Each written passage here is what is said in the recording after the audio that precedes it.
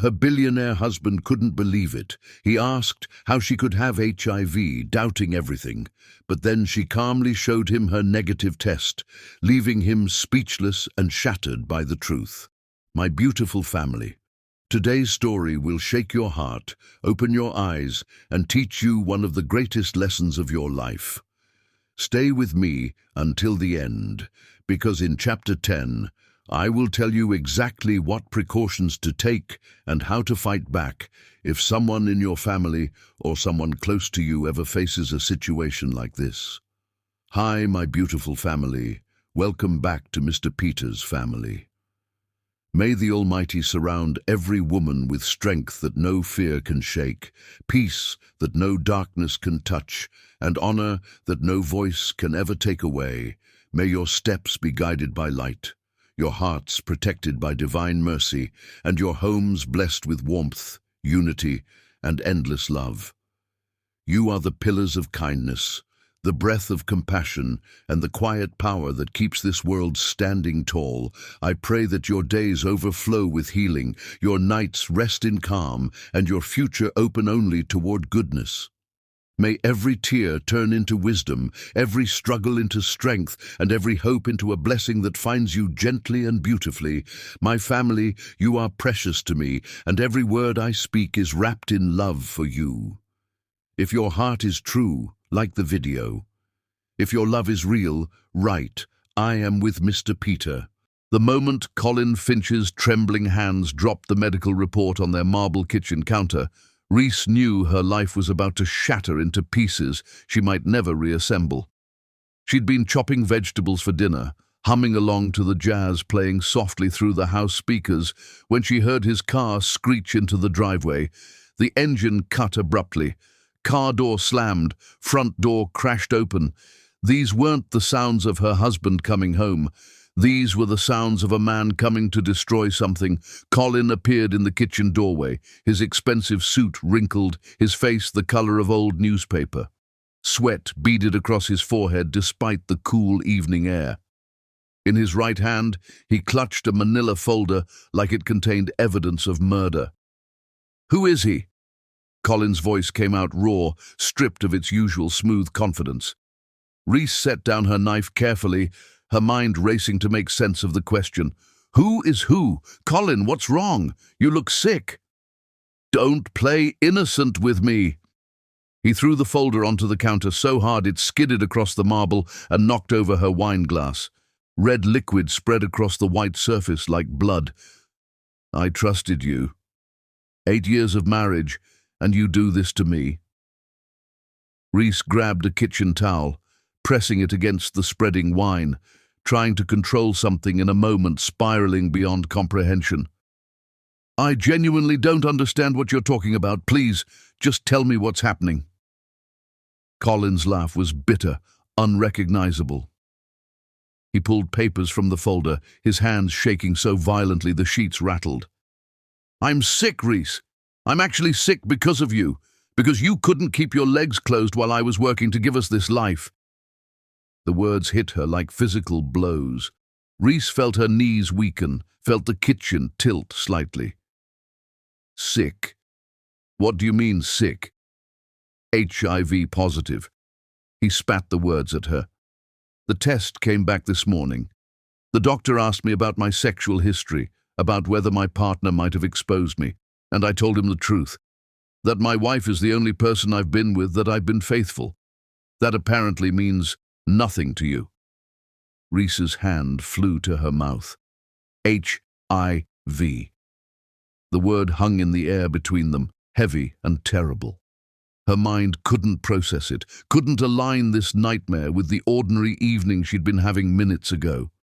"Colin, there must be some mistake. I've never been with anyone but you. Not since we met, not ever. You know that." "Do I?" He moved closer, and she could smell whiskey on his breath, could see the rage and fear warring in his eyes. "Because someone gave this to me, Reese. Someone infected me with a disease I'm going to have for the rest of my life, and you're the only person I've had sex with." "Then maybe you need to think harder about whether that's actually true." Reese heard herself say, her own voice sounding distant and strange. Colin's face contorted. "How dare you try to turn this around on me? I'm not the one who's been home alone for weeks at a time while you claim to be visiting your sister. I'm not the one who started going to the gym suddenly, buying new clothes, wearing perfume to bed." Each accusation landed like a stone thrown at glass. Reese realized with growing horror that he'd been building a narrative in his mind, twisting her innocent actions into evidence of betrayal. The gym membership she'd gotten after her doctor suggested more exercise, the clothes she'd bought because she'd lost weight, the perfume that was a gift from her mother. "Those things don't mean what you think they mean," she said, fighting to keep her voice steady. "Colin, I have never cheated on you, not once, not ever. I don't even look at other men." "Then explain this." He shoved the medical report toward her face. "Explain how I have HIV if you're so innocent." Reese looked at the paper, at the positive result marked in stark clinical language. Her husband was infected. Someone had given him this virus, but it wasn't her. Which meant the realization crept through her like ice water. If she hadn't infected him, and he claimed she was his only partner, then someone was lying. And she knew with sudden, absolute certainty that it wasn't her. "I'll take a test," she said quietly. "Tomorrow morning. I'll go to a clinic and get tested for everything. And when it comes back negative, you're going to owe me an explanation about who you've really been with." Colin's expression flickered, just for a second. Something that might have been panic flashed across his face before the anger reasserted itself. "Fine, go get tested. Prove to me that you're clean, that I'm wrong, but if you come back positive, if you've done this to both of us, I swear to God, Reese, I'll make sure everyone knows what you are." "And if I'm negative?" she asked, her voice harder now. "What then, Colin?" He didn't answer. He grabbed the whiskey bottle from the counter. When had he brought that in? And walked out of the kitchen. She heard his footsteps on the stairs, heard the bedroom door slam shut. Reese stood alone in the kitchen, surrounded by scattered medical papers and spilled wine, her hands trembling so badly she had to grip the counter for support. The jazz was still playing softly, obscenely cheerful against the ruins of her evening. She pulled out her phone with shaking fingers and searched for clinics that offered same-day appointments. She'd get tested first thing in the morning. She'd prove her innocence. But as she scrolled through clinic locations, her eye caught on something else. The Find My Phone app she'd installed on both their devices for safety. Her finger hovered over Colin's location history. She'd never checked it before, had never had reason to. Trust had been the foundation of their marriage, or so she'd thought. Reese tapped the icon and watched as a map loaded, showing Colin's movements over the past month. The locations told a story her husband had kept carefully hidden. Hotels in cities that didn't match his business calendar, restaurants she'd never heard him mention, the same address in the downtown district appearing again and again, an apartment building where no client of his lived. She zoomed in on one location from 2 weeks ago, a boutique hotel on the waterfront. The timestamp showed he'd been there for 6 hours in the middle of a Wednesday afternoon. He'd told her he was in meetings all day. Reese set the phone down on the counter and looked at the spilled wine, the scattered papers, the abandoned knife on the cutting board. Her hands had stopped shaking. The tears that had been threatening didn't fall.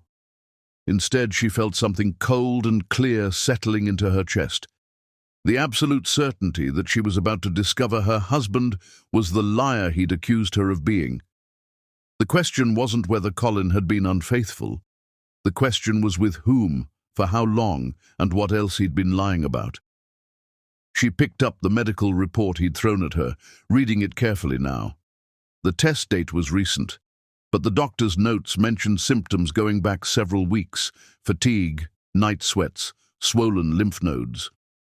The infection wasn't new. Reese pulled out her laptop and began taking screenshots of everything: Colin's location history, their credit card statements, phone records. If her test came back negative tomorrow, and she knew with absolute certainty it would, She was going to need evidence of what her husband had really been doing while she'd been home alone, faithful and trusting. Outside, darkness had fully fallen. The house that had felt like a sanctuary now felt like a trap. Somewhere upstairs, her husband was drinking and building his case against her, constructing elaborate lies to cover his own betrayal. But Reese had stopped being his victim the moment she decided to look at the location history. Tomorrow, she'd get her test results. And then she'd start asking questions Colin wouldn't be able to answer. The jazz had shifted to something minor, key, and melancholy. Reese didn't turn it off. She sat at the kitchen table and began making a list of every business trip Colin had taken in the past year, every late night at the office, every weekend conference he'd attended alone. The picture that emerged made her stomach turn. Her husband hadn't just been unfaithful. He'd been living an entirely separate life, one she'd been too trusting to see. When she finally went upstairs hours later, Colin was passed out on the bed, still in his suit, the whiskey bottle empty beside him. Reese gathered her pillow and a blanket and went to sleep in the guest room, the door locked, her phone clutched in her hand like a weapon. She didn't sleep. She lay in the darkness and waited for morning, when she would get the test that would prove her innocence and reveal her husband's betrayal. The marriage she'd believed in was already dead. Tomorrow, she'd get the death certificate. Chapter 2. The truth in black and white Dr. Hammond's office had never felt so cold, even though Reese could see heat shimmering through the window blinds, distorting the morning traffic outside. "You can roll down your sleeve now." The nurse's voice was professionally kind, the tone she probably used with everyone who came in for testing they hoped would prove their lives weren't destroyed. Reese pressed the cotton ball against the needle puncture, watching her blood fill vials that would tell her a truth she already knew. She was negative. She had to be. But living in certainty and holding medical proof were two different countries, and she needed that passport stamped before she could confront Colin with what she'd learned. The clinic smelled like antiseptic and fear poorly masked by lavender air freshener. In the waiting room, she'd sat among people whose faces held the same tight anxiety she felt, lives suspended between before and after, waiting for test results that would define which world they'd inhabit next. "Results take 2 days, the nurse said, applying a bandage to Reese's arm. "We'll call you as soon as they're processed. Try not to worry." Try not to worry. As if worry was a faucet you could turn off rather than a flood drowning everything in its path. Reese left the clinic and drove aimlessly, unable to face going home where Colin was probably still passed out, marinating in whiskey and self-righteous anger. Instead, she pulled into a coffee shop parking lot and opened her laptop, continuing the investigation she'd started the night before. The credit card statements painted a detailed mural of infidelity. Charges at restaurants Colin had never mentioned, florist deliveries to addresses that weren't their home, jewelry purchases she'd never received. She cross-referenced dates with his calendar. Every romantic dinner corresponded with a night he'd claimed to be entertaining clients. One name kept appearing in transaction descriptions. A boutique hotel downtown called the Meridian. Colin had stayed there multiple times, despite living 20 minutes away. The charges showed room service for 2, champagne, late checkouts. Reese's hands trembled as she clicked through their phone records. One number appeared with suspicious frequency. Dozens of calls and texts, often late at night, always when Colin claimed to be working. She copied the number into a search engine and held her breath. The results showed a professional profile. Lucille Brennan, corporate relations specialist. Her photo showed a woman in her late 20s with carefully highlighted hair and a practiced smile that probably worked well in client meetings or in seducing married men. Reese stared at that professional headshot and felt something crack open inside her chest. Not heartbreak exactly, but its uglier cousin, humiliation. While she'd been planning dinner parties and visiting her elderly mother and believing in her marriage, Colin had been building an entire second life with someone young and polished and probably exciting in ways Reese had stopped being after 8 years of comfortable domesticity. Her phone buzzed with a text from Colin. "Where are you? We need to talk." She didn't respond.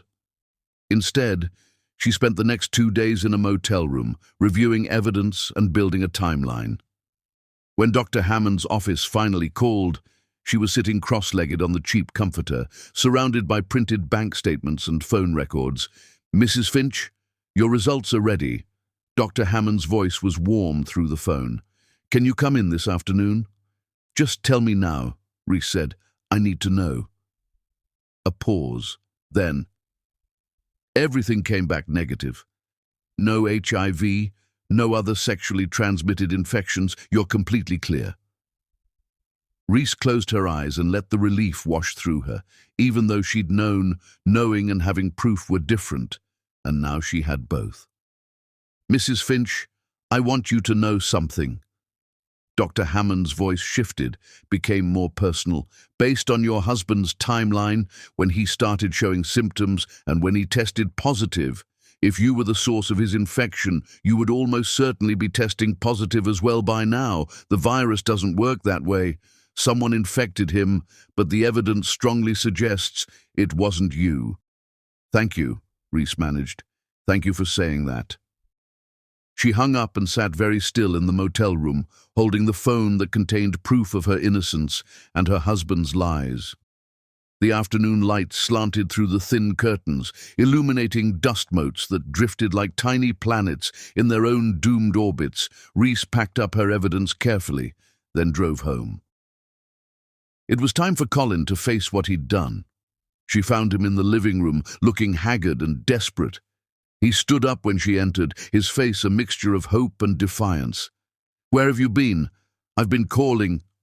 "Getting tested, like you demanded." Reese set her purse down carefully. "And investigating, because unlike you, I actually wanted to know the truth." "So," Colin's voice cracked. "The results?" Instead of answering, Reese pulled out her laptop and opened it on the coffee table. She turned the screen toward him, showing the first damning piece of evidence. His location, history, highlighting the apartment building downtown he'd visited repeatedly. "Whose place is that, Colin?" His face went white. "Reese, I can explain." "Can you explain this?" She clicked to another window, showing the hotel charges. "Or this, restaurant receipts. Or maybe this." The jewelry purchase from a month ago, a bracelet she'd never seen. Colin's mouth opened and closed soundlessly. "Her name is Lucille Brennan," Reese said, her voice steady and cold. "Corporate relations specialist, which is apparently code for sleeping with married executives. You've been with her for how long, Colin? Months? A year?" It didn't mean... "And yesterday you stood in our kitchen and accused me of giving you HIV. You called me unfaithful. You threatened to ruin my reputation." Reese pulled the printed test results from her bag and dropped them on the coffee table. "But here's the thing about lies, Colin. Eventually the truth catches up." He picked up the paper with shaking hands, staring at the negative results. She watched his face cycle through emotions. Relief that she wasn't infected, then the dawning horror of what this meant. "I'm negative," Reese said, "completely clear. No HIV, nothing. Which means I didn't give you anything. Which means someone else did." "Reese, please, let me explain." "Who is she really?" Reese interrupted. "Not her job title. Who is Lucille to you?" Colin's face crumpled. He sank onto the couch, head in his hands. "We met at a conference. It was just supposed to be once, just something that happened, but then it kept happening. I didn't mean for it to go on so long." "How long?" 11 months. The number landed like a brick through glass. Almost a year of lies, of Colin coming home and kissing her hello, while another woman's perfume probably still clung to his skin. "Did you tell her about me?" Reese asked. Colin's silence was answer enough. "You told her we were separated, didn't you? That the marriage was over. You made her think she was your girlfriend, not your mistress." She was confused when I ended things, Colin admitted, his voice barely audible. She didn't understand why I was cutting contact. When did you end it? A few months ago. She told me she'd tested positive for something. I panicked and blocked her number. Reese felt dizzy. She told you she had HIV, and instead of getting tested immediately, instead of telling me so I could protect myself, you just hid it? You waited until you got sick enough that you couldn't ignore it anymore? I thought maybe the test would be negative. I thought maybe she was lying, trying to scare me into staying with her. So you risked my health on a maybe. Reese's voice shook now, rage breaking through the ice. You exposed me to a virus because you were too much of a coward to face what you'd done. I'm sorry. Sorry? She laughed, a sharp bark of sound.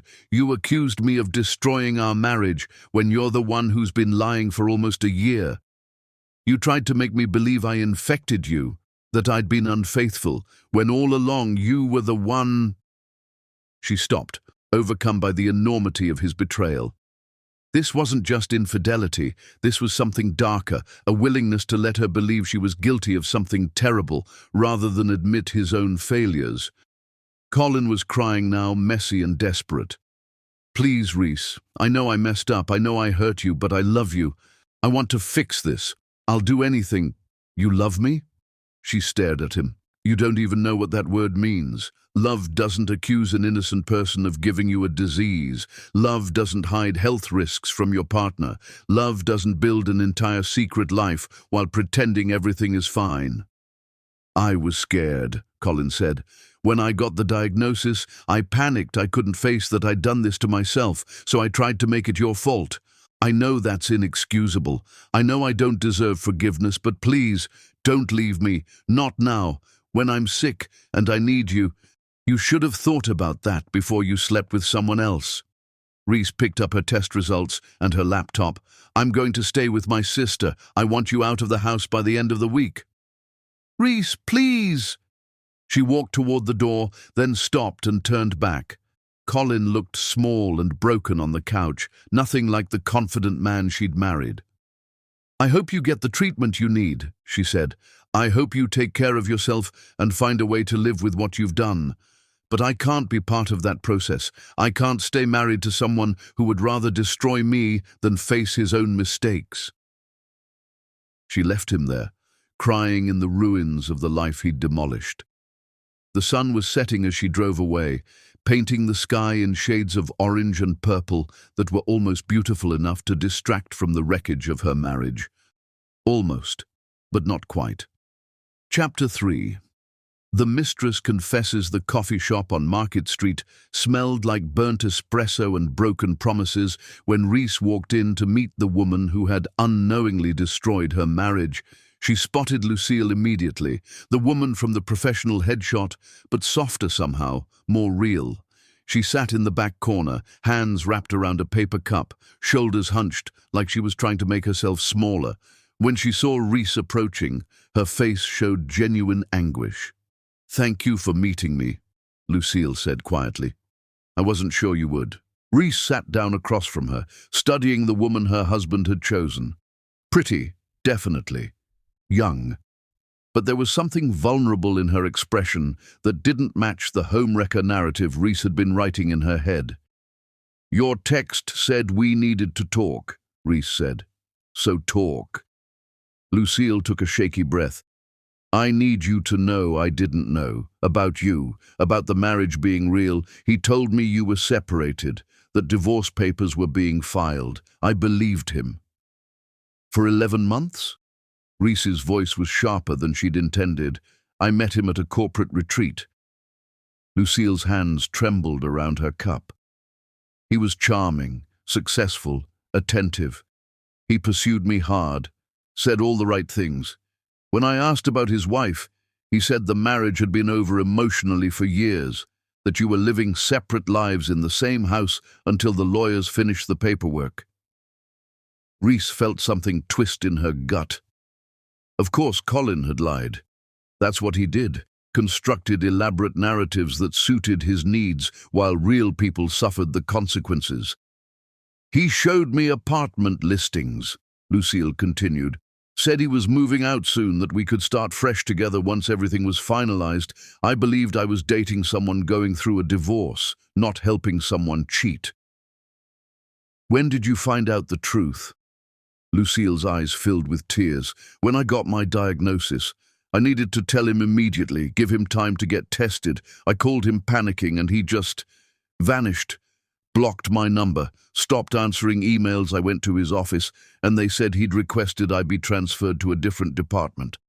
That's when I started digging, called the house number listed in company records, and you answered. The memory of that brief phone call came rushing back. A woman's voice asking for Colin, Reese saying he was traveling, the sudden disconnection. She'd thought it was a wrong number. I'm so sorry, Lucille said, tears spilling over now. I know that doesn't fix anything, but I need you to hear it. I would never knowingly sleep with a married man. My father cheated on my mother, destroyed our family. I swore I'd never be the other woman. Reese watched this young woman cry and felt her anger shift direction. Lucille was a victim too, just a different kind. Colin had manipulated them both, told them both lies, risked both their health through his selfishness. Tell me everything, Reese said, from the beginning. So Lucille did. She talked about the conference where they'd met, how Colin had monopolized her attention during networking events, how he'd invited her to dinner and confessed he was unhappily married. She described months of hotel meetings, stolen afternoons, promises of a future together. She showed Reese text messages where Colin called her sweetheart and my love, where he made plans for trips they'd take once he was free. He was so convincing, Lucille said. He knew exactly what to say to make me feel special, chosen. I thought I'd found something real. When did you get sick? I noticed symptoms a few months ago, fever, fatigue, swollen glands. I thought it was just stress from work. Then my ex-boyfriend called, someone I'd dated before Colin, and told me he'd tested positive. He'd been unfaithful during our relationship, contracted HIV and never told me. I got tested immediately. Lucille pulled out her own medical records, sliding them across the table. Positive result, dated several months before Colin's test. I told Colin within an hour of getting my results, she said. I was terrified, devastated, but I knew he needed to know. That's when he disappeared. No concern for my health, no question about whether I was okay. He just erased me. Reese looked at the dates, doing the math. Colin had known for months that he might be infected. He'd kept sleeping with Reese during that time, never saying anything, never giving her a choice about the risks. Did you ever come to our house? Reese asked. Lucille shook her head. Never. He said it would be too painful, seeing the place where his marriage had died. Now I realize he just didn't want me to see that his marriage was very much alive. They sat in silence for a moment, two women connected by one man's comprehensive betrayal. The coffee shop buzzed with normal conversations, people laughing, working on laptops, living lives uncomplicated by lies and diseases and marriages built on sand. What will you do now? Lucille asked quietly. Leave him, Reese said. I already moved out. The marriage is over. I'm genuinely sorry this happened to you, to both of us. Lucille wiped her eyes. For what it's worth, Colin talked about you sometimes. He said you were brilliant, beautiful, that he didn't deserve you. I thought he was just being modest. Now I understand he was telling the truth. He didn't deserve you. Reese felt tears threaten, but refused to let them fall. Not here, not now. How are you doing? With the diagnosis? Scared, Lucille admitted, but I started treatment immediately. The doctor says with proper medication, I can live a normal life. It's manageable now. Not like it used to be, I'm learning. Good. I hope you find support, people who can help you through this. Lucille smiled weakly. My family has been amazing, and I joined a support group, which helps. I'm figuring it out. They exchanged a few more words, careful and sad, then parted ways. Reese watched Lucille walk to her car, shoulders still hunched under the weight of everything that had happened. Back in her own car, Reese sat with her hands on the steering wheel, processing what she'd learned. Colin hadn't just been unfaithful, he'd been systematically manipulative, telling elaborate lies to everyone around him. He'd created an alternate reality where he was the victim of a failing marriage rather than the architect of its destruction. Her phone buzzed a text from Colin. "Please come home. We need to talk about our future." Our future. As if they still had one. As if she could ever trust him again. After learning the depth of his deception, Reese deleted the text without responding. She started the car and drove toward her sister's house, where she'd been staying since leaving Colin. The city passed by in a blur of lights and traffic, everything moving forward while her life felt suspended in amber. But even in the amber, she could feel something beginning to crystallize, not forgiveness, but clarity. She knew exactly what she needed to do next. She needed to build a life that had nothing to do with Colin Finch, a life where she could be proud of who she saw in the mirror each morning. The question wasn't whether she'd survive this. The question was who she'd become on the other side of the wreckage. And for the first time since Colin had thrown those medical papers at her, Reese thought she might want to find out. Chapter 4. The Billionaire crumbles. Colin's face transformed from righteous fury to ash-white terror in the 3 seconds it took Reese to slide her negative test results across the dining table where he'd placed divorce papers. "What is this?" His voice came out strangled, nothing like the confident baritone that had charmed investors and closed deals. "Read it." Reese kept her voice level, watching him like a scientist observing a specimen under glass. She'd spent the week gathering evidence, consulting with lawyers, preparing for this confrontation. Now she sat in what used to be their dining room, surrounded by the expensive furniture they'd chosen together, watching her husband realize his carefully constructed lies were collapsing. Colin's hands shook as he scanned the medical report. She could see his mind racing, searching for new explanations, fresh manipulations to deploy. He'd always been quick on his feet in negotiations. It's what made him successful in his world of corporate dealings and financial strategizing. "This is good news," he finally said, his voice brightening with desperate hope.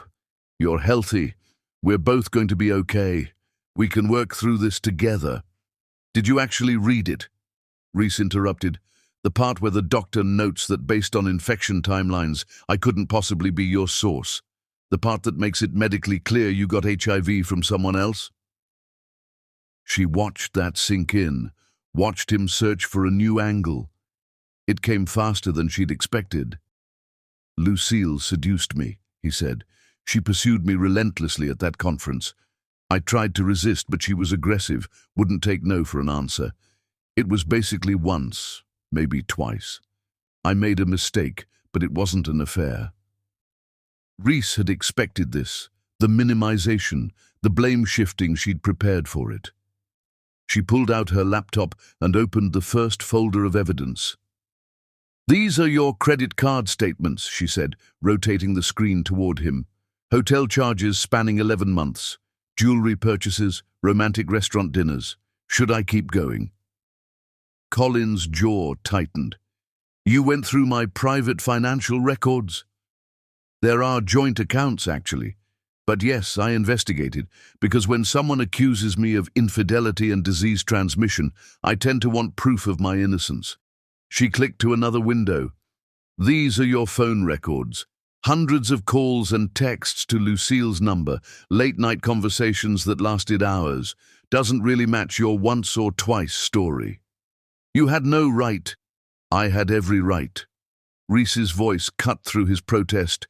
"You exposed me to a potentially fatal virus without my knowledge or consent. You accused me of crimes I didn't commit. You lied for almost a year. I had every right to find out the truth." Colin stood abruptly, pacing to the window. She could see him recalibrating, searching for whatever strategy might salvage this situation.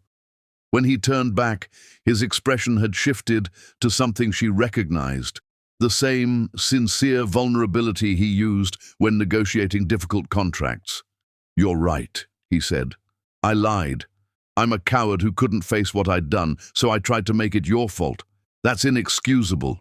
But Reese, I'm sick. I have a disease I'll carry for the rest of my life. This isn't the time to abandon me. I need you now more than ever. You needed me to be honest with months ago, when you first knew you might be infected. You needed me to be faithful during our entire marriage. You don't get to claim you need me now that there are consequences. I'll do anything. Colin moved toward her, desperation making him clumsy. Therapy, marriage counseling, whatever you want. I'll fire Lucille, make sure she never contacts us again. I'll be completely transparent from now on. Please, just give me another chance. Fire her? Reese stared at him. She's a victim, Colin. You lied to her too, told her we were separated. She thought she was dating someone going through a divorce, not destroying a marriage. She should have verified that before sleeping with a married man. She did verify it. She believed what you told her because you're a convincing liar.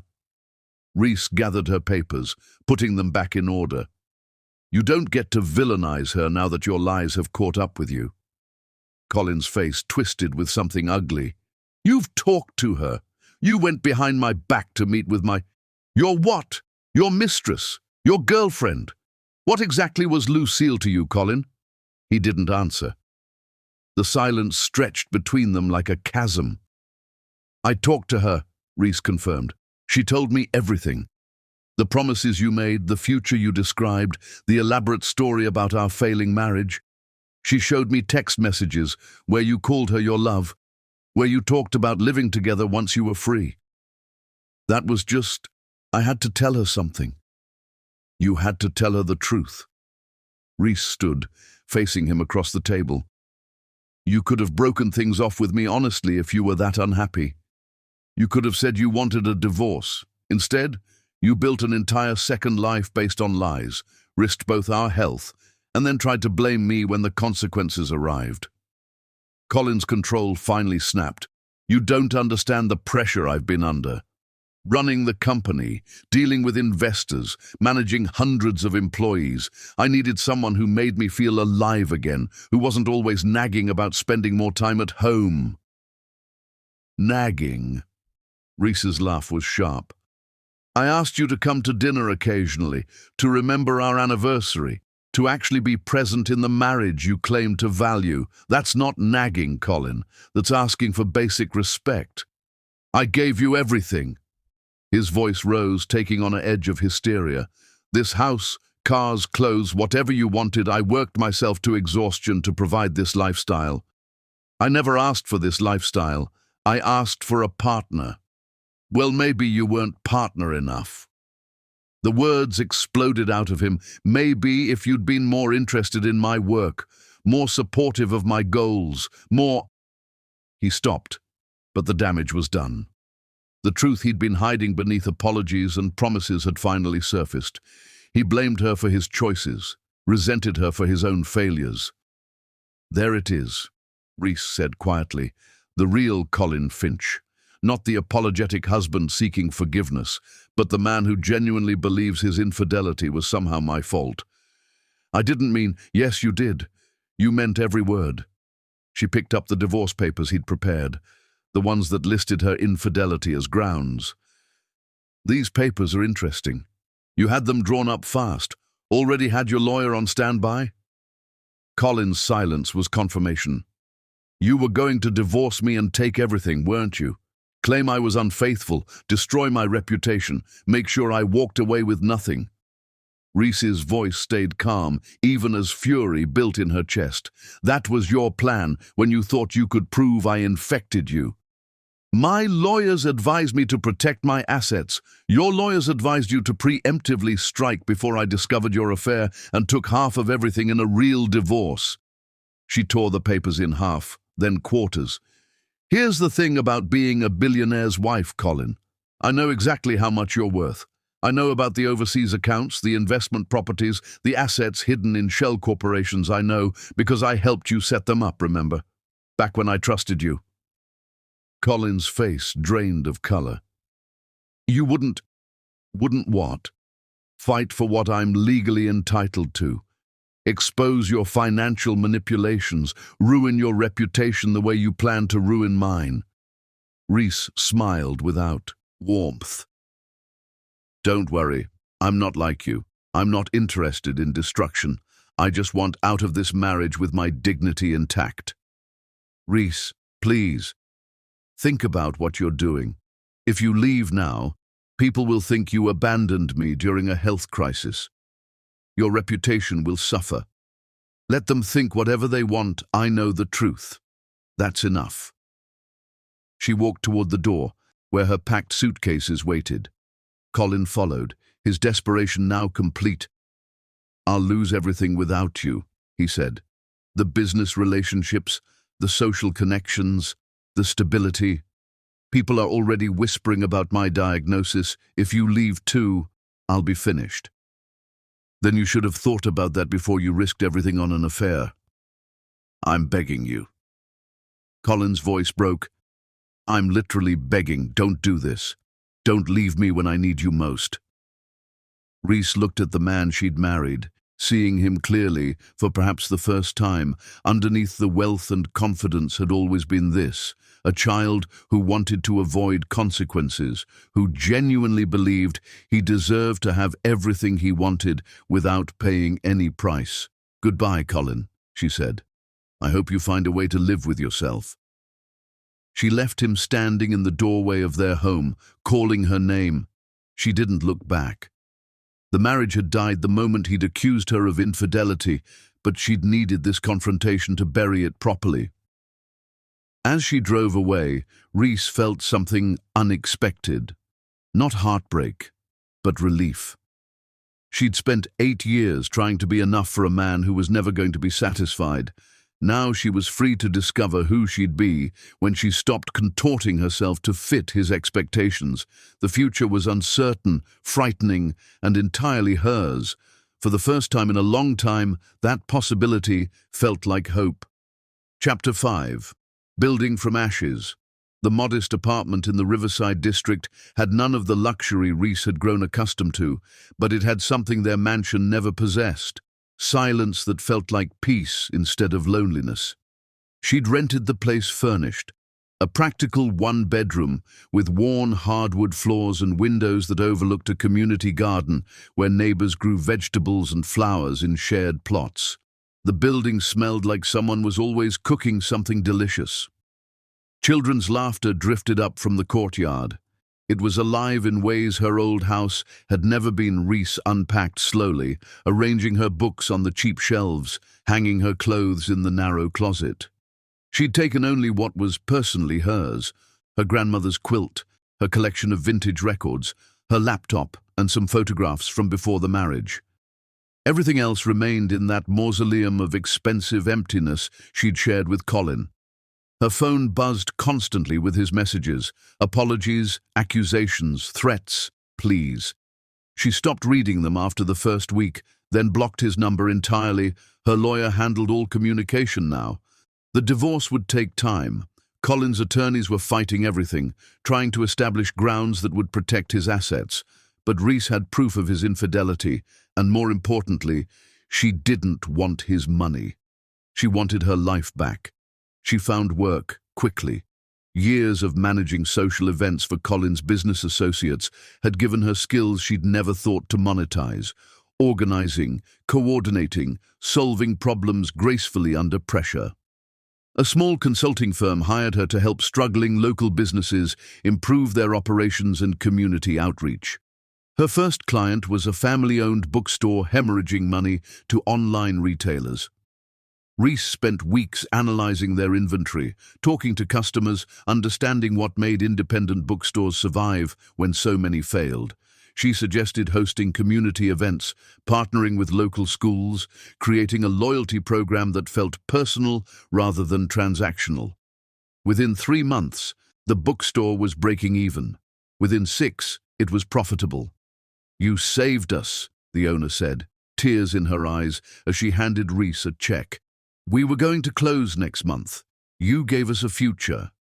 Reese had felt something ignite in her chest, purpose that had nothing to do with being someone's wife or managing someone else's ambitions. This was hers. She took on more clients. A struggling cafe, a community center, a small construction company run by a woman trying to compete in a male-dominated field. Each business had different problems, but the same core need: someone who would listen carefully, think creatively, and help them find their own strength. Word spread. Her schedule filled. She worked harder than she ever had during her marriage, but the exhaustion felt earned rather than inflicted. It was at a community fundraiser for HIV awareness that she met Julian Brooks. The event was held in a converted warehouse decorated with art created by people living with HIV. Reese had volunteered to help organize it, drawn by the topic that had upended her life. She wanted to understand this virus better, to take back power by learning what had been used against her. Julian was setting up chairs when she arrived, moving with easy efficiency, despite the thick scar tissue visible on his forearms, burn marks, she'd later learn, from a childhood accident. He had warm brown eyes and laugh lines that suggested he smiled often. "You must be Reese," he said, extending a hand. "I'm Julian. Thanks for helping out today." "Of course. What do you need me to do?" He handed her a stack of programs. "These go on every chair. Fair warning, it's emotional stuff. We've got speakers sharing their experiences, including some pretty raw stories about diagnosis and discrimination." They worked side by side for an hour, and Reese found herself relaxing around this stranger in ways she hadn't with anyone since leaving Colin. Julian talked easily, sharing stories about the community center where he worked as a social worker, about the programs they ran for people living with HIV. "Most of my clients are managing the virus fine," he explained. "Modern treatment is incredibly effective, but the stigma, that's what really destroys lives. People lose jobs, relationships, housing. Fear is often more dangerous than the actual disease." "How did you get into this work?" Reese asked. Julian paused, considering how much to share. Then, "I'm positive. Have been for over a decade. I got sick before better treatments existed, nearly died, then recovered and decided to dedicate my life to making sure other people didn't have to face it alone." He said it so matter-of-factly, without shame or dramatics, just a truth he'd integrated into his identity. "I'm sorry," Reese said, then immediately regretted it. "Sorry? I don't mean sorry like pity. I mean, I know what you mean." Julian smiled. "And thank you. But I'm okay. More than okay, actually. I'm healthy, I have work I love, and I get to help people every day. Not a bad life." The fundraiser was powerful.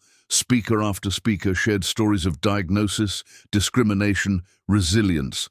A grandmother who'd been infected through a blood transfusion, a college student who'd contracted HIV from his first sexual partner, a former executive who'd lost everything when his status was disclosed without consent, then rebuilt his life from scratch. Each story resonated with different parts of Reese's experience: the betrayal, the fear, the discovery that life continues even after catastrophe. During the break, Julian found her standing near the art displays, studying a painting of hands reaching toward light. "Intense, right?" he said. "Yeah." Reese wiped her eyes. "I had no idea about any of this, the science, the discrimination, how manageable it is now with treatment. I thought I understood, but I didn't really." "Most people don't. That's why we do these events." He studied her face. "Can I ask why you volunteered? You seem personally invested somehow." So Reese told him about Colin's accusation, her negative test, the discovery of the affair, the divorce. She didn't usually share her story. It felt too raw, too private. But something about Julian's openness invited honesty. He listened without interrupting, nodding occasionally, his expression thoughtful.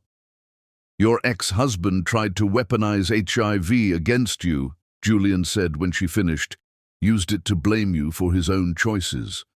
That's unfortunately common, people treating the virus like a moral judgment instead of a medical condition." "The worst part was feeling powerless," Reese admitted. Like my health, my reputation, my entire life depended on proving something I knew was true, but couldn't demonstrate until the test came back. That's what we're fighting against, the idea that HIV is something shameful that needs to be proven or disproven, rather than a medical condition that needs to be treated with compassion and science. They talked until the event ended, then helped clean up while continuing their conversation. Julian mentioned the need for better resources. Job training for people who faced employment discrimination because of their status, housing assistance, mental health support. What we really need is a comprehensive program, he said, stacking chairs. Something that addresses the whole person, not just the virus, but funding is always a challenge. An idea sparked in Reese's mind. What if we created something? A program that combined your knowledge of what the community needs with business skills to make it sustainable.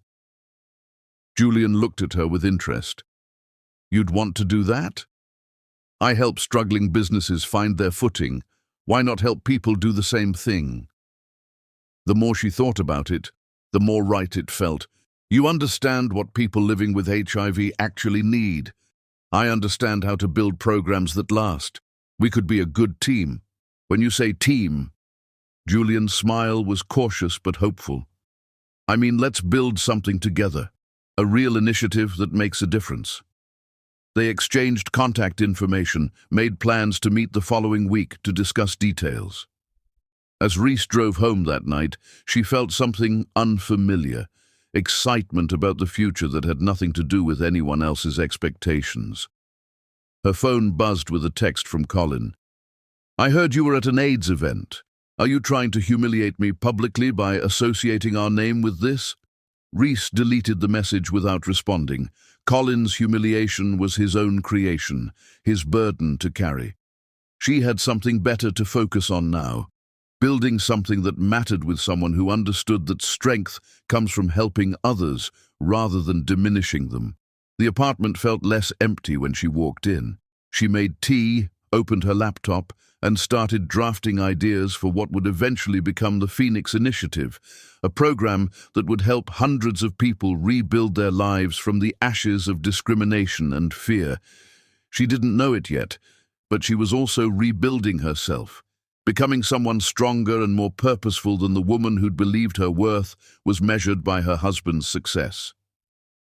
The future was uncertain, but for the first time in years, Reese was excited to see what came next. Chapter 6. The Empire of Compassion.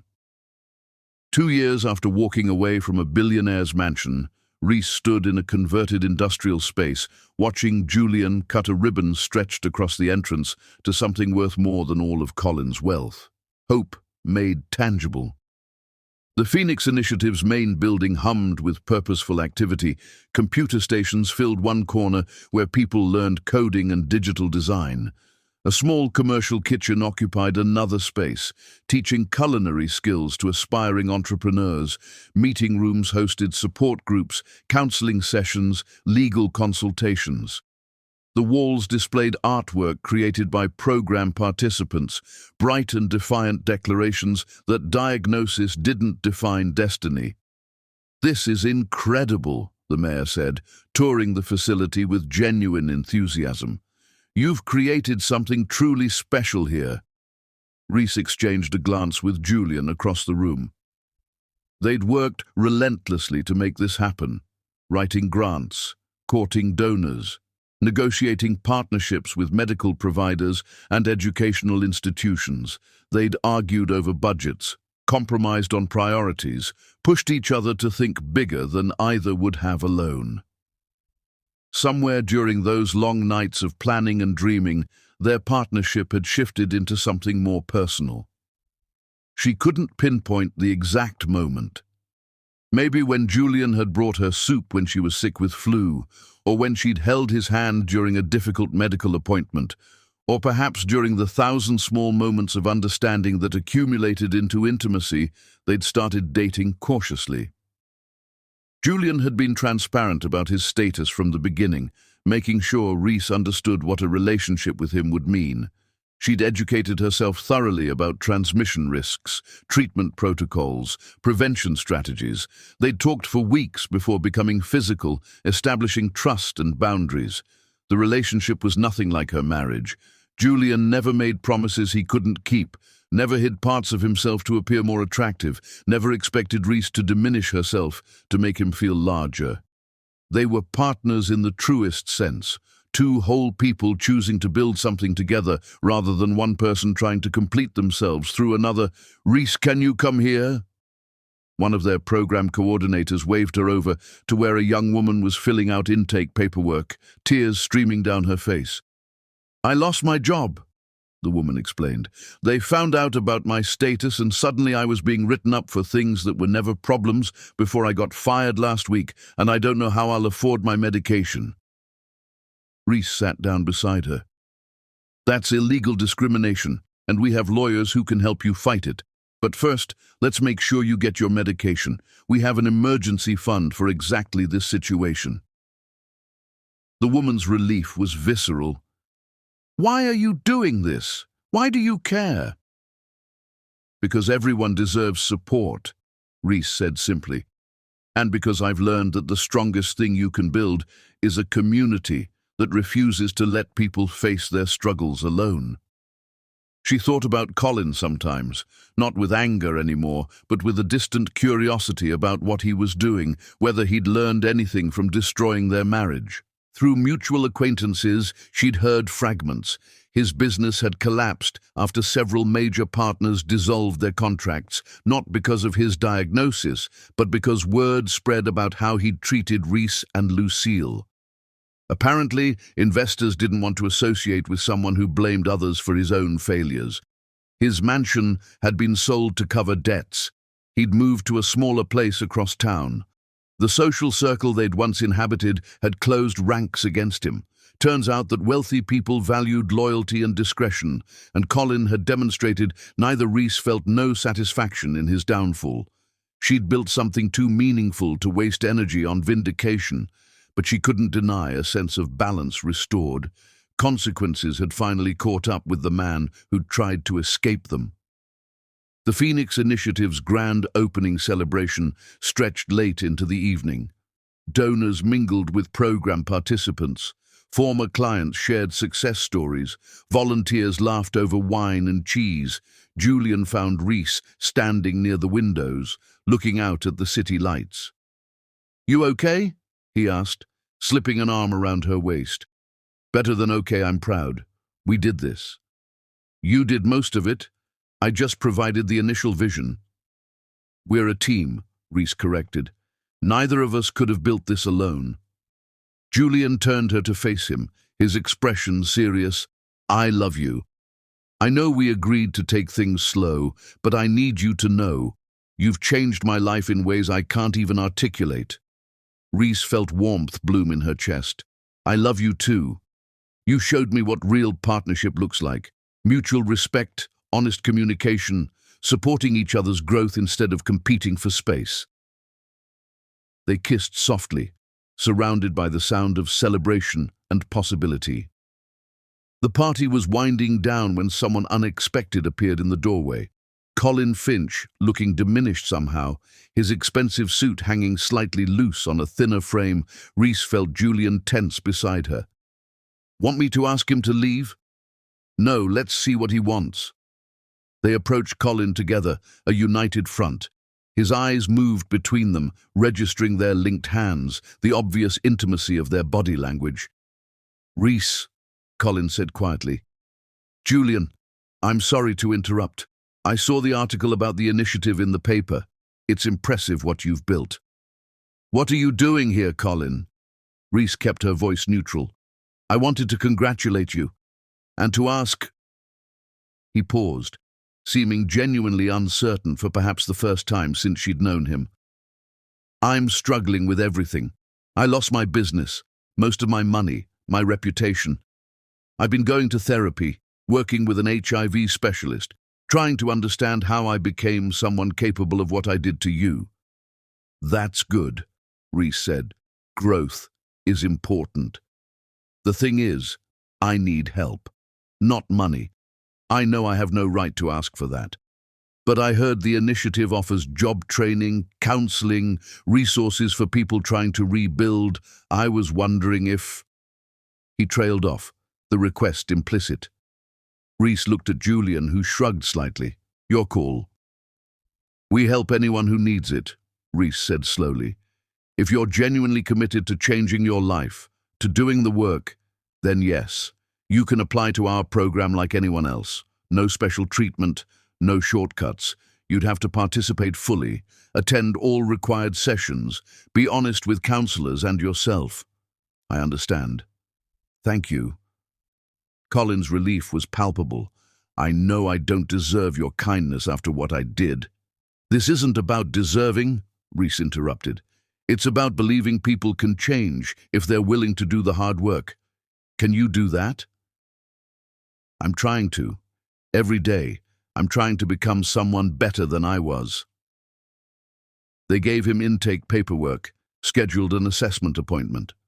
After he left, Julian pulled Reese close. That was generous of you, he said, letting him into the program. It was the right thing to do. We don't turn away people who genuinely need help, even if they've hurt us personally. That's the whole point of what we've built. Still, not everyone could extend that grace.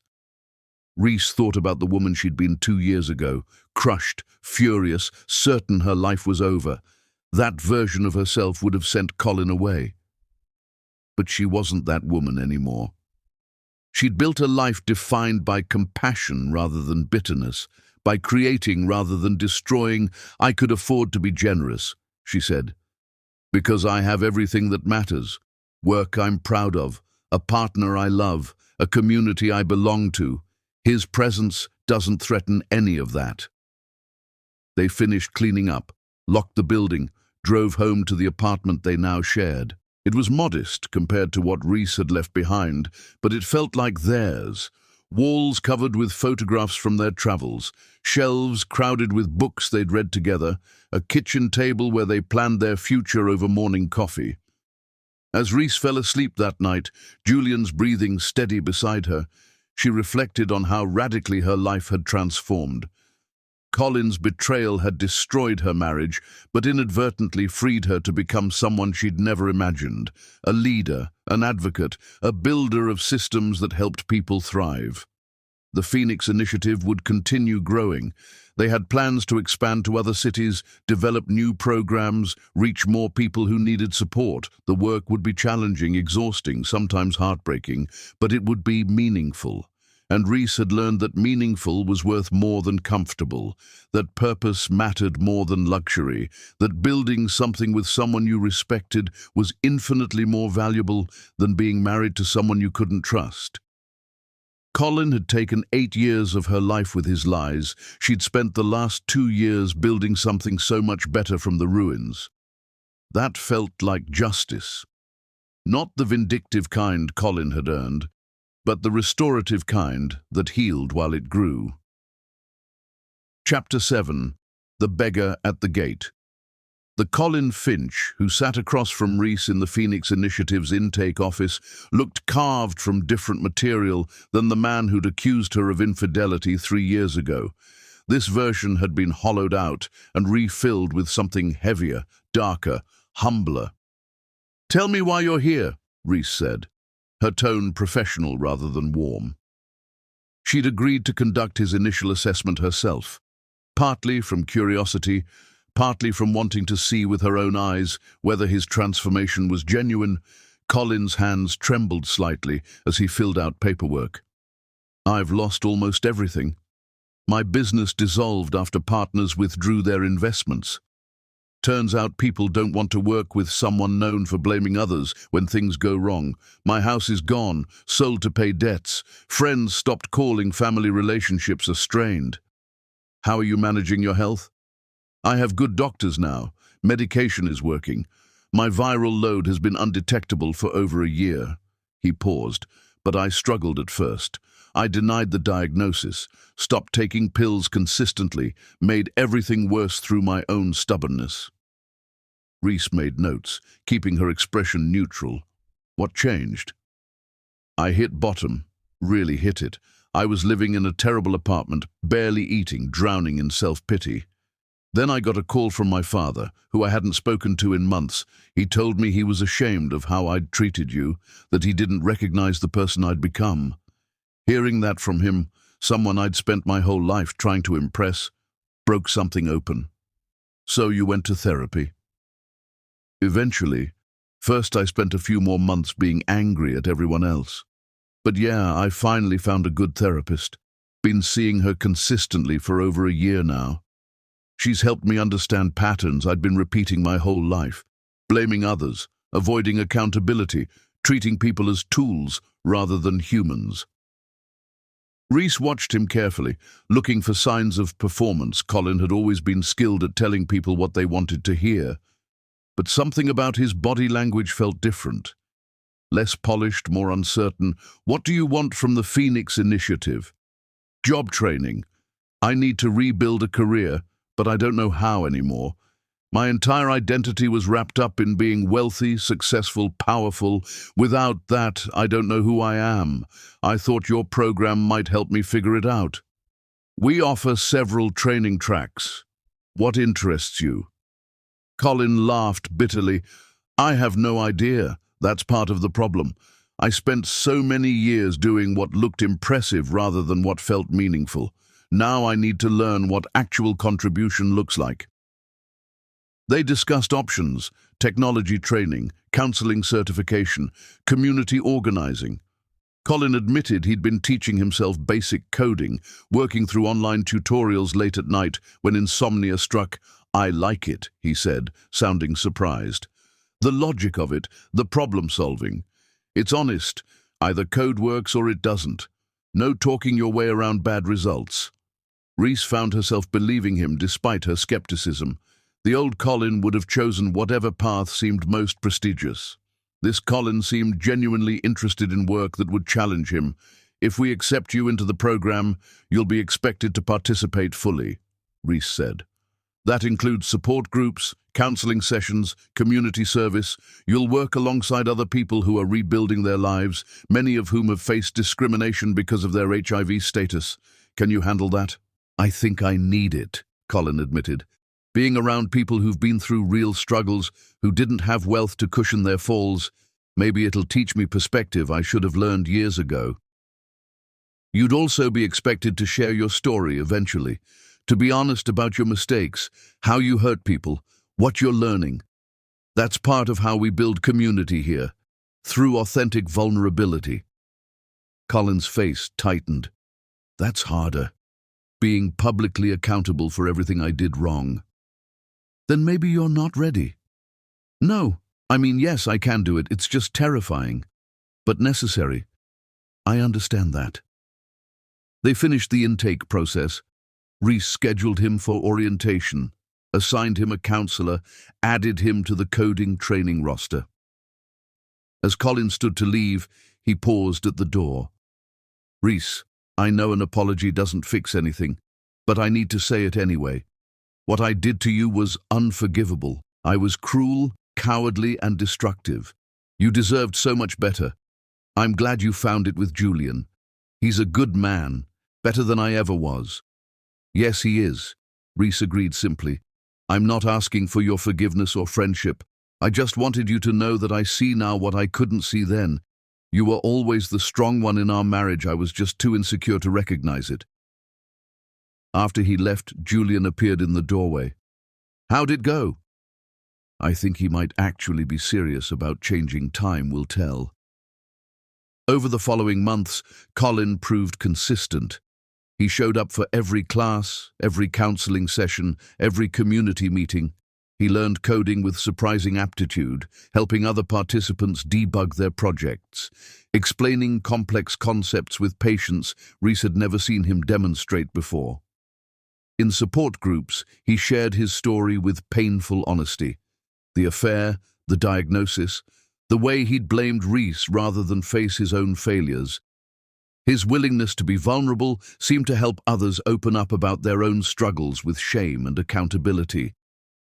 I spent years thinking my worth came from money and status, Colin told the group during one session. Reese observed, I treated people like chess pieces, moving them around to benefit myself.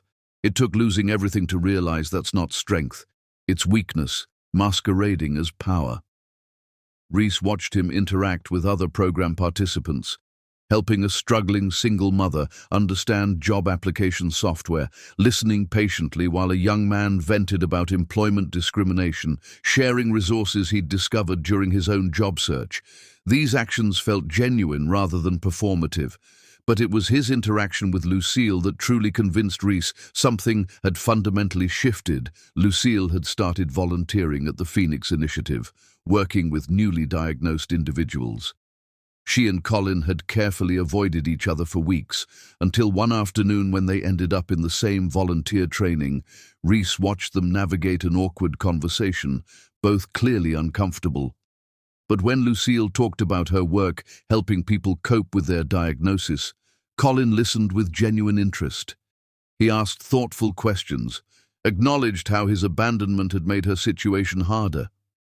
"I'm sorry," he told Lucille during a break, when he didn't know Reese could hear, "for lying to you, for disappearing when you needed support, for thinking only about myself. You deserved honesty from the beginning." "Thank you for saying that," Lucille responded quietly. "It helps." They didn't become friends. Too much damage had been done. But they found a way to exist in the same space without animosity, which felt like progress.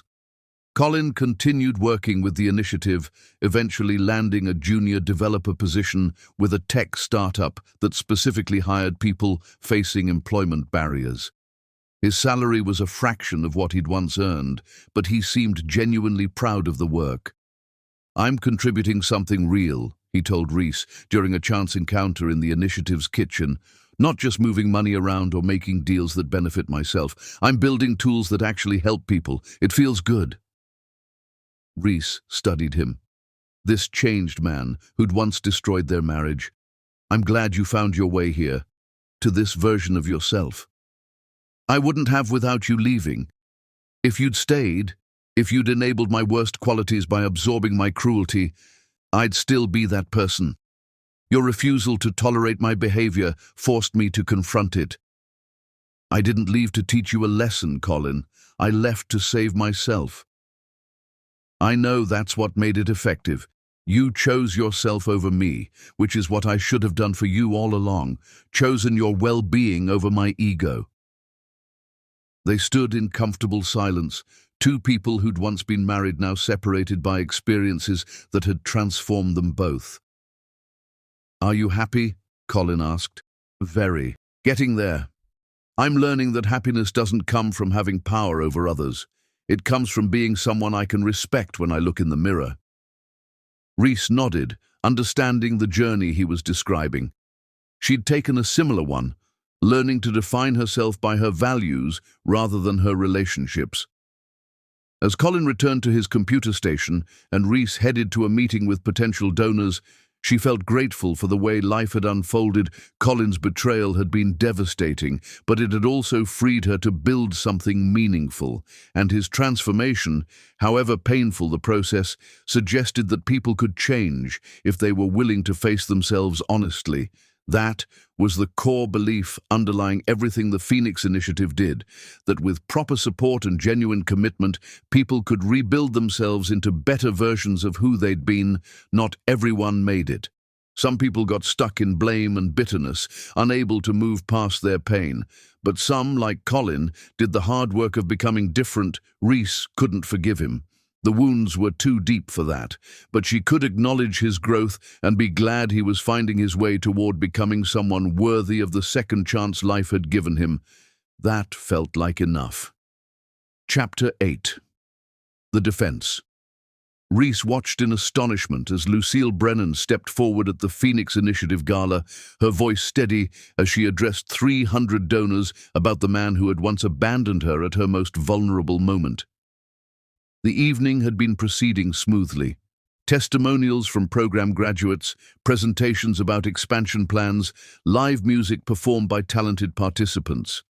Then Gerald Whitmore, a major donor, considering a substantial contribution, had raised his hand during the Q&A session with a question that threatened to derail everything. "I notice you accept people into your program regardless of how they contracted HIV, Whitmore said, his tone suggesting disapproval. "Including wealthy individuals who brought problems on themselves through infidelity. I'm specifically referring to Colin Finch, whose story I'm familiar with. Why should charitable dollars support someone like that instead of innocent victims?" The room had gone silent. Reese saw Colin sitting near the back, his face draining of color. She'd stepped forward to respond, to defend their inclusive admission policy, but Lucille had moved faster. "May I address that?" Lucille asked, walking to the microphone with surprising confidence for someone who usually avoided public speaking. Reese nodded, curious what Lucille would say. "My name is Lucille Brennan. I'm the woman who unknowingly transmitted HIV to Colin Finch during an affair we had several years ago. I'm also HIV positive and a volunteer with the Phoenix Initiative." The room's attention sharpened. Whitmore looked uncomfortable, perhaps regretting his question. "You called Colin someone who brought problems on himself," Lucille continued. "And yes, he made terrible choices. He cheated on his wife, lied to both of us, handled his diagnosis with cowardice. Those are facts. But let me tell you what else is fact. He spent 3 years rebuilding himself into someone unrecognizable from the man I knew." She paused, gathering her thoughts. "When I met Colin, I was the innocent victim in your framework. Someone who contracted HIV through no fault of my own from a partner who lied about his status. Colin was the guilty one, the cheater, the liar, the man who deserved consequences. But that binary thinking is exactly what the Phoenix Initiative exists to challenge." Lucille's voice grew stronger. "Colin's not here because Reese feels sorry for him or because he's getting special treatment. He's here because he needed help and was willing to do the hard work of change. He shows up to every session, helps other participants, shares his story honestly, even when it's humiliating. He's learned coding skills and landed a real job. He volunteers with newly diagnosed individuals, using his mistakes to help them avoid similar ones." "That doesn't excuse his behavior," Whitmore interjected. "You're right, it doesn't. Nothing excuses what he did. But the question isn't whether he deserves forgiveness. That's between him and the people he hurt. The question is whether we believe people can change and whether our support should be conditional on them being perfect victims versus flawed humans." Lucille looked directly at Whitmore. "If we only help people who've done nothing wrong, we ignore the reality that most people facing discrimination have complicated stories. The young man who contracted HIV because he didn't know about PrEP, does he deserve help?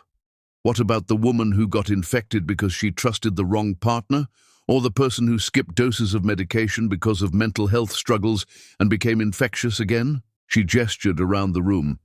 "Everyone here has made mistakes. The difference is that most of our mistakes don't come with lifelong medical consequences. Colin's did. But that doesn't mean he should be abandoned to suffer without support." "The Phoenix Initiative taught me something crucial," Lucille said. "We're not here to judge who deserves help. We're here to offer it to anyone willing to engage honestly with their circumstances and work toward growth. That includes former wealthy executives who lost everything, just like it includes people who never had anything to lose." She smiled softly. "Colin isn't the villain in my story anymore. Ignorance is. Stigma is. The fear that prevents people from getting tested, seeking treatment, being honest with partners. Those are the real enemies. Colin was just another casualty of those forces, and he's doing the brave work of recovery." Lucille returned to her seat, and the room erupted in applause. Whitmore looked chastened, nodding slowly. When the Q&A resumed, his questions were more thoughtful, less judgmental. After the gala ended, Reese found Lucille and Colin talking quietly near the bar. She approached cautiously, not wanting to intrude. "That was brave," Reese told Lucille. "Thank you for speaking up." I needed to say it, not just for Colin, but for myself. Lucille glanced at him. For a long time, I saw him as the person who ruined my life. But staying in that narrative kept me stuck in victim mode. Watching him actually change helped me see that we were both just people who made mistakes and got hurt by forces bigger than either of us. Colin's eyes were red. I don't deserve your defense after what I did to you. That's not the point, Lucille said gently. It's not about deserving. It's about recognizing that we're all trying to find our way through difficult circumstances. I can acknowledge you hurt me, while also acknowledging you're genuinely different now. They stood together awkwardly, three people connected by painful history, learning to exist in each other's presence without animosity. I should go, Colin said, but thank you both for everything. After he left, Rhys and Lucille remained standing near the bar, watching donors mingle and celebrate. Do you forgive him? Rhys asked quietly. I don't think about it in those terms anymore, Lucille said. Forgiveness feels like something I'd give to relieve his guilt. Instead, I've just released my attachment to anger. He's not taking up space in my head anymore. That feels better than forgiveness. Rhys understood exactly what she meant. She'd spent months in therapy, working through similar feelings about Colin, not trying to forgive him, but learning to stop letting his betrayal define her story. How are you doing? Rhys asked. Really doing?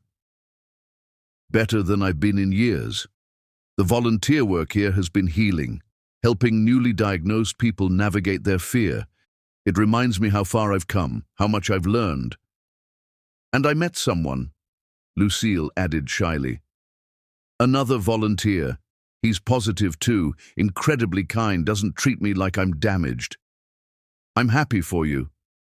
I never thanked you properly, Lucille said, for not hating me, for letting me volunteer here, even though my presence must be uncomfortable given our history. You could have made this space unwelcoming. Instead, you made it healing. We're all healing, Rhys said simply. That's the point. Julian appeared with champagne, handing glasses to both women. That speech was phenomenal, Lucille. Half the donors came up afterward, asking how to increase their contributions. Really? Lucille looked surprised. I was terrified I'd made things worse. You made things better. You reminded people what we're actually about. Compassion without condition, support without judgment, belief in genuine transformation. They toasted to the evening's success, to the program's growth, to the messy, complicated work of helping people rebuild their lives.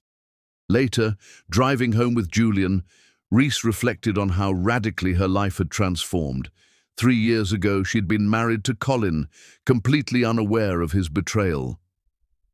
Now she was in love with Julian, running a successful initiative, working alongside Lucille, the woman who'd unknowingly been part of her marriage's destruction. Life was strange in its symmetries, in the way pain could eventually transform into purpose if you were willing to do the work. You're quiet, Julian observed, just thinking about how everything connects. Colin's betrayal led me here, to this work, to you. Lucille's infection led to Colin's diagnosis, which revealed his lies, which freed me to leave. None of it was good, but all of it led somewhere meaningful. That's the thing about growth, Julian said. It usually comes from something breaking first. The question is what you build from the pieces. Rhys looked at him, this man who'd shown her what real partnership looked like, who'd taught her that love could be steady and honest and challenging and safe all at once. I'm glad you were one of the pieces I found, she said. He reached over and took her hand. Same here.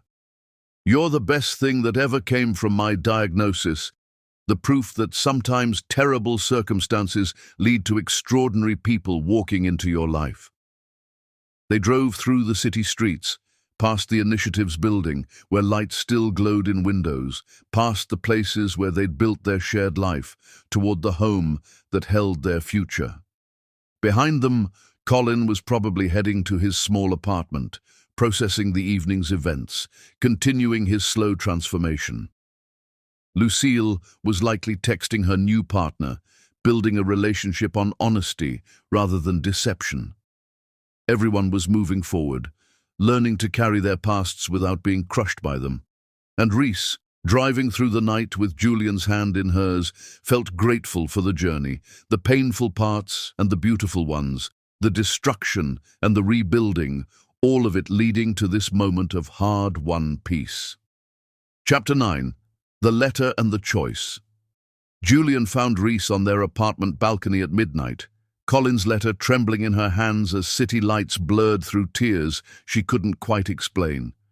"Hey," Julian said softly, settling into the chair beside her. "You've been out here for an hour. Everything okay?" Reese handed him the letter without speaking. She'd opened it expecting more manipulation, another attempt to worm his way back into her life. Instead, she'd found something that felt like genuine closure. Julian read silently, while Reese watched cars move through streets below, their headlights cutting temporary paths through darkness. "This is beautiful," Julian said finally, raw and honest in ways I didn't think Colin was capable of. The letter had arrived that afternoon, forwarded through the initiative, with a note from Colin explaining that he was moving across the country for a job opportunity and wanted to say a proper goodbye inside. He'd written several pages about his transformation, about the lessons he'd learned through losing everything, about gratitude for the way Reese's departure had forced him to confront himself. "He thanked me," Reese said, "for leaving him. He called it the greatest act of love I could have shown, refusing to enable his destruction." He's right about that. He wrote about watching us build the initiative, how it inspired him to create something meaningful too.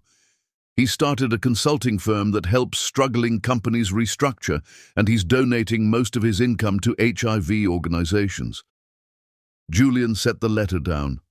"How do you feel about it?" "I don't know. Confused. Relieved, sad maybe for the years we wasted before things had to explode." Reese wiped her eyes. "He wrote that he's in a relationship with someone he met through a support group, someone who knows his full history and loves him anyway. He's healthy. His viral load has been undetectable for nearly 2 years. That's good. Recovery and health, those are things to celebrate." He apologized again, but differently this time, not asking for forgiveness, just acknowledging the harm he caused and taking responsibility for it. He said the person who accused me of infidelity 3 years ago was someone he barely recognizes now, that becoming someone he respects required completely dismantling who he used to be. Reese pulled her knees to her chest, looking small in the oversized chair. "The letter ends with him saying that my refusal to forgive him was actually more healing than forgiveness would have been, that it forced him to forgive himself instead, which was harder but more transformative." Julian reached over and took her hand. "Why are you crying?" "Because it's over. Really over. For 3 years, part of me has been waiting for him to reveal that his transformation was fake, that he was manipulating everyone to rebuild his reputation.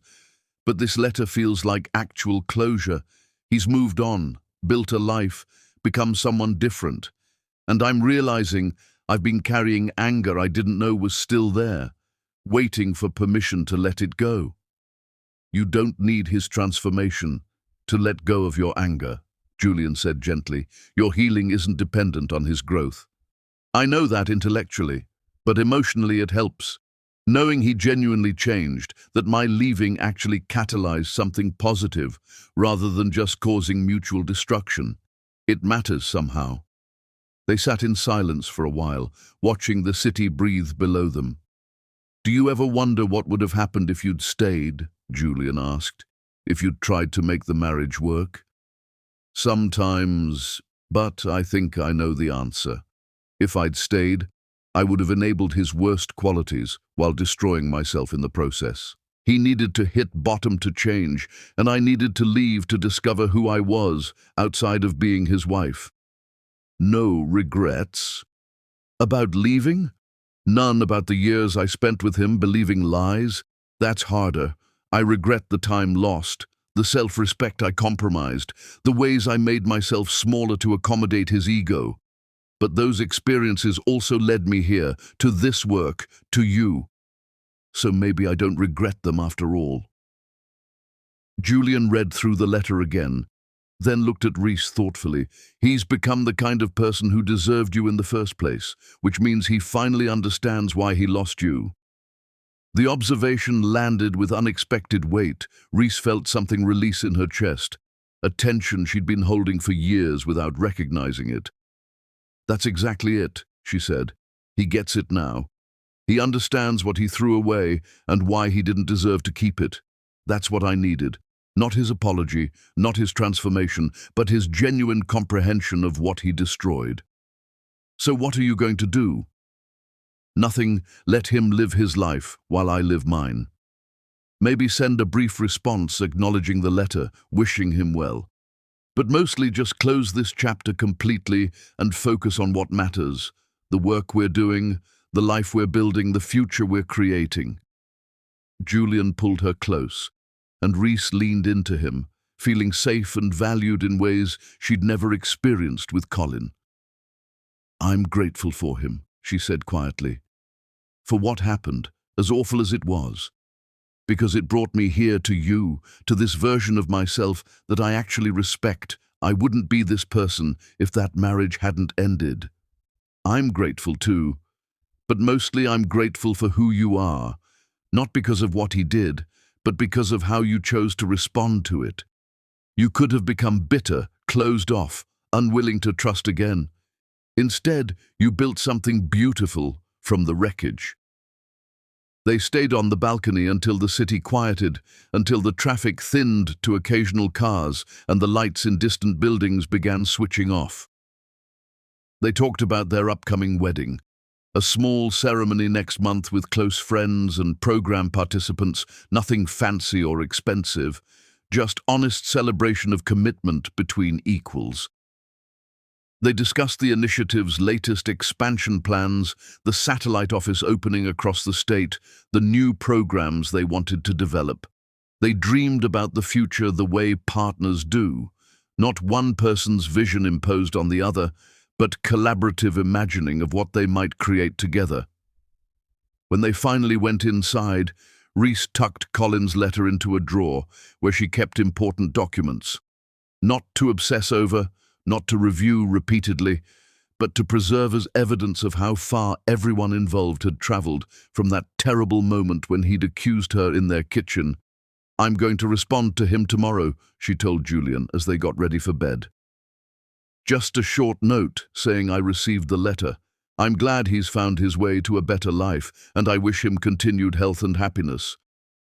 "That's generous of you." "It's honest, I do wish him well. His suffering wouldn't make me happier, and his growth doesn't diminish mine. We're just two people who hurt each other badly and managed to survive it by going in opposite directions." Reese fell asleep that night, feeling lighter than she had in years. Colin's letter had given her something she hadn't known she needed. Confirmation that leaving him was the right choice, not just for her, but for him too, that sometimes the most loving thing you can do is refuse to participate in someone's self-destruction, even if they beg you to stay. In the morning, she drafted her response. "Colin, thank you for your letter. I'm glad you've found health, purpose, and love. Your transformation speaks to the resilience you've discovered in yourself. Our marriage ended badly, and we both carry scars from those years. But I harbor no ill will toward the person you've become. You're right that my leaving forced us both to confront ourselves honestly, and we're both better for having done that work separately. I wish you continued success in your recovery and your life. May you keep building things worth being proud of. Reese." She sent it without overthinking, then turned her attention to the day ahead, meetings with potential donors, a site visit to evaluate space for the new office, lunch with Lucille to discuss volunteer training improvements. Her life was full of purpose and connection, built on foundations of honesty rather than performance. She'd survived betrayal and discovered strength she hadn't known she possessed. She'd built an organization that helped hundreds of people, fallen in love with someone who treated her with respect, and learned that she didn't need someone else's validation to know her worth. Colin's letter was the final punctuation mark on a chapter that had closed years ago. Now, Reese could move forward without any lingering threads pulling her backward, free to fully inhabit the life she'd created from the ashes of her marriage. And that freedom felt like the truest happy ending she could have asked for. Chapter 10. The Gift of Redemption. 5 years after the worst night of her life, Reese stood before 500 people gathered at the Phoenix Initiative's anniversary celebration, preparing to tell a truth that still sometimes took her breath away. Betrayal had been her liberation. The convention center hummed with conversations, laughter, the clinking of glasses raised in triumph and possibility. Every seat was occupied by someone whose life had intersected with the organization she and Julian had built from shared purpose and stubborn hope, former clients who now ran their own businesses, volunteers who'd discovered calling in service, medical professionals who'd learned to treat patients with radical dignity. Julian stood beside her at the podium, his hand resting lightly on her lower back, a gesture of support rather than possession. They'd married 2 years ago in a ceremony that felt nothing like the lavish performance of Reese's first wedding. This one had been honest, intimate, witnessed by people who knew both their struggles and their commitment to facing life as partners rather than adversaries. "Thank you all for being here," Reese began, her voice steady through the microphone. 5 years ago, this organization didn't exist. 5 years ago, I was in the wreckage of a marriage that had imploded spectacularly, holding medical test results that proved my innocence of something I'd been accused of, and trying to figure out who I was outside of being someone's wife. She paused, letting the memory wash through her without drowning in it. I thought I'd attend a volunteer event, help out for a day, maybe distract myself from the pain. Instead, I met Julian, and he taught me something revolutionary. That HIV wasn't a death sentence, wasn't a mark of shame, wasn't the end of possibility. It was a medical condition requiring treatment and compassion, nothing more and nothing less. Julian squeezed her shoulder gently. Together, we asked ourselves what kind of support people really needed. Not just medical care, though that's crucial, but job training for people facing employment discrimination, mental health services for those drowning in stigma, legal advocacy for individuals whose rights were being violated, housing assistance, community dignity. Reese gestured to the room filled with evidence of what they'd built. The Phoenix Initiative now operates in 12 cities. We've served thousands of people living with HIV, helping them find employment, housing, healthcare, and most importantly, community that refuses to let anyone face their struggles alone. Her voice grew stronger. But we don't just help people with HIV. We help anyone facing discrimination because of health status, employment barriers because of prejudice, housing insecurity because society decided they don't matter. We've built a model that treats people as humans first, challenges second. She looked at the diverse crowd, young and old, every ethnicity and background. People whose only common thread was having been failed by systems that should have supported them. "I need to talk about something uncomfortable," Reese said. "The Phoenix Initiative exists because my ex-husband cheated on me, contracted HIV through that infidelity, then accused me of giving him the virus rather than face his own choices. That betrayal was devastating, but it also freed me to discover work that matters, love that's genuine, and a version of myself I'm proud to be." She noticed Colin sitting in the back row, accompanied by a woman whose hand he held carefully, his partner of 3 years, someone who'd met him at his lowest point and chosen to build with him anyway. "My ex-husband is here tonight," Reese continued, surprising the room. "Not because I've forgiven him, That's not required for healing. But because he's done the hardest work anyone can do, he dismantled who he was and rebuilt himself into someone better. That transformation doesn't erase the harm he caused, but it does prove something important. People can change if they're willing to face themselves honestly and do the uncomfortable work of growth. She shifted to the educational portion of her speech, the part that mattered most. I want to share some crucial facts about HIV because stigma thrives on ignorance and dies with education. First, and most important, U equals U, undetectable equals untransmittable. People living with HIV who take their medication consistently and maintain an undetectable viral load cannot sexually transmit the virus. This is scientifically proven, and it changes everything. Reese watched understanding spread through the audience. This means that with proper treatment, people with HIV can have healthy relationships without fear of transmission. They can have children without passing the virus. They can live completely normal lifespans. HIV is no longer the death sentence it was decades ago. It's a manageable chronic condition like diabetes or high blood pressure. She clicked to display statistics on the screen behind her. PrEP, pre-exposure prophylaxis, is medication that prevents HIV acquisition in people at risk. One pill daily reduces transmission risk by more than 99%, yet many people who would benefit from PrEP don't know it exists or can't access it because of cost or stigma. That's something we work to change. Modern antiretroviral therapy allows people with HIV to live full, healthy lives. But treatment only works if people know their status, which requires testing. Regular testing for anyone who's sexually active, especially those in non-monogamous relationships or with partners whose status is unknown, is crucial for prevention and early treatment. Reese's voice softened. Here's what I wish someone had told me when my marriage imploded. The greatest threat isn't the virus itself, it's the stigma that prevents testing, treatment, and honest communication. Fear of judgment keeps people from getting tested until they're already sick. Shame prevents disclosure to partners, creating transmission risks. Discrimination pushes people away from healthcare and support systems. My ex-husband knew he might be infected for months before he got tested. Why? Because he was terrified of the diagnosis, the stigma, the consequences. That fear endangered my health and his own. If we lived in a society that treated HIV like any other medical condition, requiring management but not defining human worth, he might have gotten tested immediately, started treatment sooner, and protected both of us.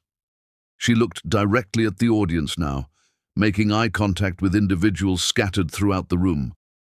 So here's what I'm asking from everyone here tonight. Become educated about HIV transmission and prevention. Talk openly with your partners about testing and status. If you're diagnosed, know that treatment allows for a completely normal life. If someone you love is diagnosed, respond with compassion rather than judgment, and most importantly, fight the stigma that does more damage than the virus ever could. Reese stepped back from the microphone briefly, gathering her thoughts for the conclusion. The Phoenix Initiative is named for a reason. We believe in rising from ashes, in transformation through fire, in the possibility of becoming something new and strong from what seemed like complete destruction. Every person in this room is evidence that life continues after catastrophe, that purpose can emerge from pain, that community can be built from shared struggle. I didn't ask for the betrayal that brought me here. I wouldn't wish it on anyone. But I'm grateful for what I built from those ashes. Not just this organization, but the person I've become. Someone who knows her worth isn't dependent on any relationship, someone who can extend compassion without enabling destruction, someone who believes in genuine transformation because I've lived it. She reached for Julian's hand. My husband, Julian, taught me something crucial. Love isn't about completing each other or losing yourself in someone else. It's about two whole people choosing to build something together while remaining entirely themselves. That's what we've created here. Not just a romantic partnership, but a professional collaboration based on mutual respect, honest communication, and shared values. So, as we celebrate 5 years of the Phoenix Initiative, I want to thank everyone who's been part of this journey. The volunteers who show up week after week, the donors who believe in our mission, the medical professionals who treat our clients with dignity, the program participants who do the hard work of rebuilding their lives, and especially Julian for showing me what partnership looks like when both people are committed to growth instead of control. Reese's conclusion came from her core. The greatest revenge isn't punishment. It's building a life so meaningful that the betrayal becomes irrelevant. My ex-husband tried to destroy me with false accusations. Instead, he accidentally freed me to become someone I'm proud to be. That's not forgiveness, and it's not forgetting. It's simply moving forward with such purpose that the past loses its power to define the present. We can't prevent every betrayal, every diagnosis, every moment when life fractures unexpectedly, but we can choose how we respond. We can choose to build rather than destroy, to extend compassion rather than judgment, to believe in transformation while protecting ourselves from further harm. Thank you for being part of this community. Thank you for believing that people matter regardless of their health status, that support shouldn't be conditional on perfect behavior, that second chances can lead to genuine redemption. Together, we've built something revolutionary. A space where people can be entirely honest about their struggles while working toward better futures. The applause started softly, then swelled to fill the enormous room. Reese stepped back from the microphone, suddenly overwhelmed by the visible evidence of what they'd accomplished. 500 people whose lives had been touched by this work, standing and cheering for an organization built from the ruins of her marriage. As the celebration continued, Reese found herself in conversation after conversation with people whose stories reinforced why this work mattered. The young man who'd been fired after his status was disclosed, now running his own successful graphic design business. The woman who'd contemplated suicide after her diagnosis, now volunteering as a peer counselor, the couple navigating disclosure and relationship boundaries with newfound tools and support. Late in the evening, Colin approached cautiously. His partner stood slightly behind him, offering quiet support.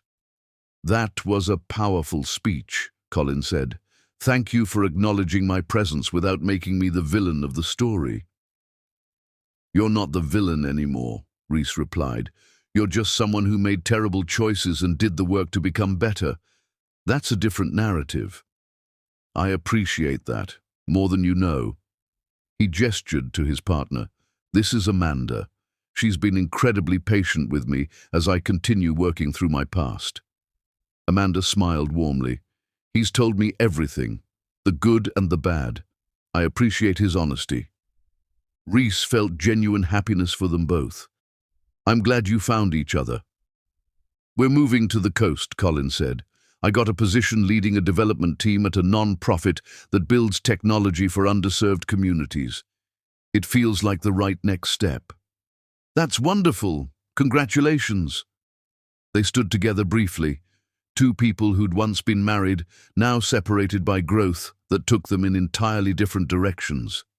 There was no lingering attraction, no residual bitterness, just acknowledgement that they'd both survived something difficult and emerged better for it. "I hope you know," Colin said quietly, "that watching what you built here changed my life. Seeing you transform pain into purpose showed me what real strength looks like. I'm trying to follow that example." "I hope you succeed," Reese said honestly. "Not for my sake, but for yours, and for everyone who interacts with the person you're becoming." After Colin and Amanda left, Julian found Reese standing by the windows overlooking the city. He wrapped his arms around her from behind, and she leaned into his solid presence. "Hell of an evening," he murmured. "Hell of a life," Reese corrected. "Who would have thought betrayal and diagnosis would lead here, to this work, this community, us?" The universe works in strange ways. I don't believe in the universe having a plan, but I do believe we can choose to build something meaningful from whatever circumstances we're given. That's what we did. That's what everyone here tonight did. They stood watching the city lights together, two people who'd found each other at exactly the right moment, when both were ready to build rather than simply survive. The Phoenix Initiative would continue growing. They had plans to expand internationally, develop new programs, reach more people who needed support. The work would be challenging, exhausting, sometimes heartbreaking, but it would be meaningful. And meaning, Reese had learned, was worth more than comfort or revenge or validation from the person who'd wronged her. Colin had taken 8 years of her life with his lies. She'd spent 5 years building something so much better from those ruins, an organization that helped thousands, a relationship built on genuine partnership, a version of herself she actually respected. That wasn't forgiveness. It wasn't even closure in the traditional sense. It was simply choosing to let the past be past, while focusing entirely on building a future worth living. As they left the celebration, walking through streets they'd traveled countless times before, Reese felt complete in ways she'd never experienced during her marriage. Not because Julian completed her, she'd learned that was a dangerous myth, but because she was entirely herself in his presence, valued and challenged and supported in equal measure. The greatest gift Colin's betrayal had given her wasn't the Phoenix Initiative or even meeting Julian. It was discovering that she didn't need anyone else to define her worth. She could create meaning through her actions, build community through her choices, and live with integrity regardless of how others treated her. That realization had been worth every moment of pain in the journey to reach it.